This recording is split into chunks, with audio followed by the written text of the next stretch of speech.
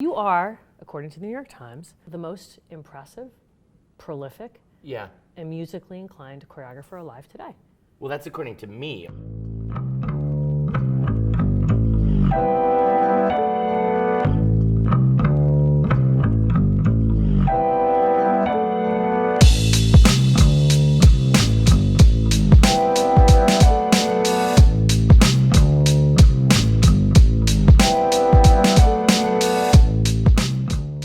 I started my dance company in 1980, and we built a building, the Mark Morris Dance Center, in Fort Greene that opened in 2001 on September 12th, which was a very strange, difficult day. Right.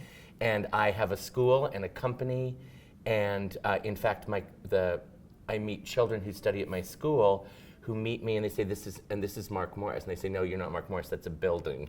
It's like, it's like Grant's tomb. So I'm Mark Morris, I've been around forever, and I have these 5, 6, 85, also 85-year-olds coming to my school, and my wonderful, wonderful company. So we've been based in Brooklyn for a very long time, and right across the street from Brooklyn Academy of Music, where we perform a lot, but we're a freestanding, independent organization that is a magic that it actually came true.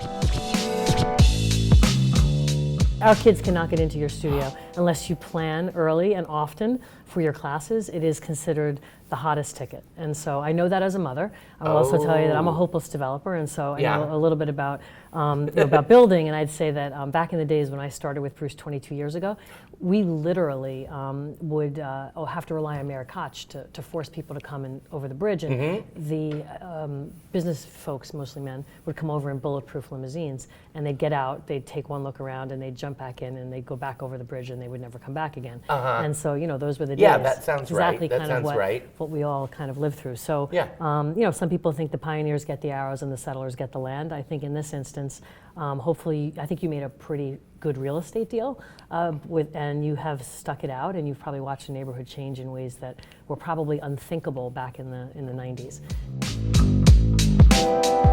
Between 2000 and 2015, probably about 20,000 new people moving into the neighborhood, and back in the day that was unthinkable. So. Right. Well, also, when we built our building, the Mark Morris Dance Center, as a friend of mine calls it, the international headquarters for Mark Morris related studies, which was just too long to put on the marquee, but I kind of like that. It is good. The thing is, we built that, and it seemed like a very long time before anything else happened. Right. And then suddenly it was like, athlete's foot. There was suddenly everything everywhere growing. My work, I would say that you're in a much nobler profession, and so I'd like to think we're creating place and community, but in the end of the day, for me to kick back and relax, it's to take in culture, and that's a big part of what I would say is, what I want to do with my free time. But what happens when someone like yourself is all about that? Does it change how you spend your free time? Well, I consume culture. I don't just expel culture. I also introduce it into my system. I teach company class every day. You do? I teach class to my company, and we have workshops and stuff. I'll teach some. So I could come to a class that you would teach? Not that I teach, no. Why? I'm sorry. Well, I'd get cut. I wouldn't be able to go. Yeah, right. I don't teach open classes. I only teach my own company. Might I make a suggestion?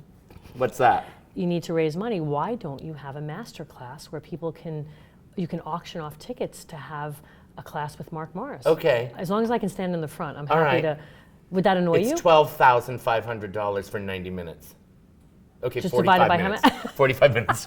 Really, don't offer that much time. Yeah, okay. That's a really good idea. I'm very rare in having a single choreographer company. That sounds like a weird business thing, but a company that just does my work and is a full-time gig. It's not project by project. That's the way most performing arts organizations have gone. You get together to put on a show, and then there's no real continuity. Being here at home in Brooklyn, I knew I wanted certain things, and one was like, a shower and a working elevator and, windows. A place to call home, windows. Too. I have this little garden next to me where I'm hoping to erect a gigantic Mark Morris equestrian statue at some point. I'm going to bequeath it to Brooklyn. Yeah, it should be commissioned. Yeah, it won't rotate or light up from the inside, I promise you that. when I'm off, I'm home alone in my little apartment, my modest, as we call it, apartment. And I'm a really good cook, and I read, and I travel so much for work that I don't like to go away for vacation. So I'm here, you know.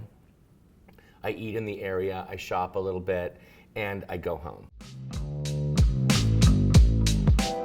To go to BAM was like this strange thing, and now it's not an ivory tower, but it's sort of a fortress, and has become, you know, we perform there, we perform all over New York, but we still perform at BAM with regularity. And in fact, one thing, we were misidentified when we first started because of our physical proximity to BAM.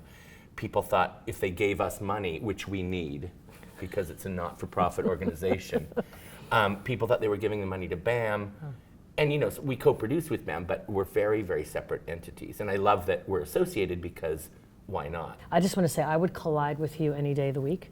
I would collude with you any day of the week. And I would be in the front row of your master class for fundraising purposes any day of the week. So I just want to say thank you. Thank you a lot.